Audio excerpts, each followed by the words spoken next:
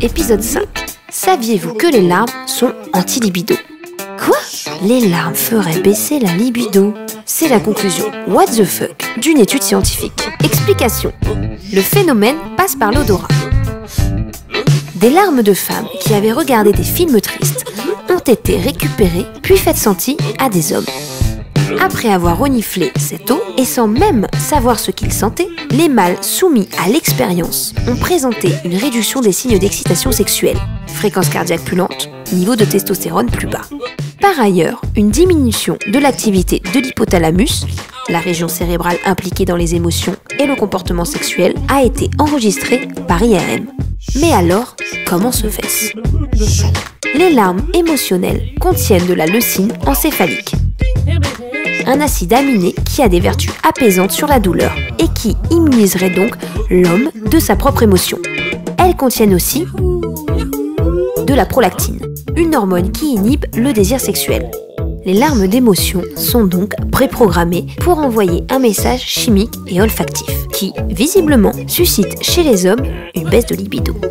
L'étude devrait être réalisée sur des femmes avec des larmes d'hommes. Et on ne sait pas pourquoi, mais on se dit que les résultats seront sûrement les mêmes. Une question de pif tout ça. Nota bene. Seules les larmes émotionnelles provoquent cet effet baisse de libido. Les larmes dites réflexes, provoquées par l'épluchure des oignons ou l'écran d'ordinateur par exemple, et simplement composées d'eau, de sels minéraux, de chlorure de sodium ou encore d'antiseptiques, n'ont aucun effet sur notre désir. Attention, si les larmes d'émotion sont porteuses d'un message chimique déjà ancré en elles, elles ne feront pas pour autant fuir l'amour de votre vie. Les larmes d'émotion ont également une signification symbolique et culturelle. Elles n'encouragent pas le désir, mais elles ne provoquent pas non plus le rejet ou le dégoût. Qui plus est, il ne faut pas oublier leur fonction régulatrice et cathartique.